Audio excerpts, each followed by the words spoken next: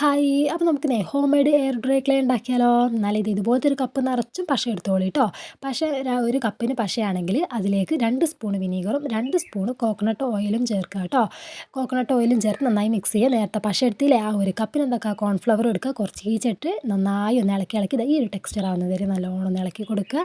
ശേഷം പാനിലേക്കോ പഴയ അലുമിനിയത്തിൻ്റെ പാത്രമൊക്കെ ഉണ്ടെങ്കിൽ അതിലേക്ക് ഒന്ന് ഇട്ടിട്ട് കൈ വിടാണ്ട് ഇളക്കി ഇളക്കി ഇളക്കി ഇളക്കി ഈ ഒരു പരുവാവുന്നത് വരെ ഒന്ന് ആക്കിയെടുക്കുക കേട്ടോ.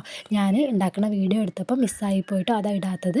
നന്നായി ഒന്ന് ഇളക്കുക. ഇതുപോലെ കേട്ടോ കയ്യിൽ ലോഷനോ ക്രീം എന്തെങ്കിലും ആക്കിയിട്ട് ഇതുപോലെയൊക്കെ ഒന്ന് നന്നായി കുഴച്ചെടുക്കുക കേട്ടോ. വേണമെങ്കിൽ വൈറ്റ് നമുക്ക് എന്താക്കാം പെയിൻറ്റ് കുറച്ച് ചേർത്ത് കൊടുക്കുക കേട്ടോ. വൈറ്റ് പെയിൻറ്റ് തികച്ചും ഓപ്ഷണലാണ്, വേണമെങ്കിൽ എടുത്താൽ മതി കേട്ടോ. കാരണം നമ്മൾ ഫ്ലവറും കാര്യങ്ങളൊക്കെ നമ്മൾ ഓരോന്ന് ഉണ്ടാക്കി കഴിയുമ്പോൾ നമ്മൾ എന്തായാലും അതിൽ പെയിൻറ്റൊക്കെ ചെയ്യും. അപ്പം അതിൻ്റെ ആവശ്യമില്ല, വേണമെങ്കിൽ ചെയ്യാം കേട്ടോ. എന്നിട്ട് ഇതുപോലെ നന്നായി ഒന്ന് കുഴക്കുക. കയ്യിൽ ഇത്തിരി എണ്ണയാക്കുക, ഇതിൻ്റെ മേലെ കൂടെ ഒന്ന് തേച്ച് കൊടുക്കുക. ഇതുപോലത്തെ ഒരു കവർ എടുക്കുക. കവറിൽ നന്നായി ഒന്ന് പൊതിഞ്ഞ് കൊടുക്കുക. നല്ലൊരു എയറൊന്നും കയറാത്ത ഒരു പാത്രം എടുത്തിട്ട് നല്ലൊരു അടച്ച മൂടിയൊക്കെ ഉള്ള നല്ലൊരു പാത്രം എടുത്തിട്ട് അതിലാക്കി വെക്കുക കേട്ടോ. പിറ്റേന്ന് എടുത്ത് യൂസ് ചെയ്യുമ്പോൾ നല്ല സോഫ്റ്റ് ഉണ്ടാവും, നമുക്ക് വർക്ക് ചെയ്യാനും നല്ല എളുപ്പമായിരിക്കും കേട്ടോ.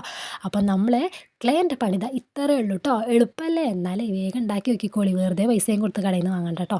അപ്പം എളുപ്പമാണ്, കുറച്ച് സാധനം മതി കേട്ടോ. വീട്ടിലുള്ള കുറച്ച് സാധനം മതി കേട്ടോ. എങ്കിൽ പിന്നെ ഇനി നിങ്ങൾ കടയിൽ നിന്ന് വാങ്ങില്ലല്ലോ, എന്നാൽ പിന്നെ വേഗം ഉണ്ടാക്കിക്കോളി. അപ്പോൾ അടുത്ത വീഡിയോ കാണാം. Bye bye.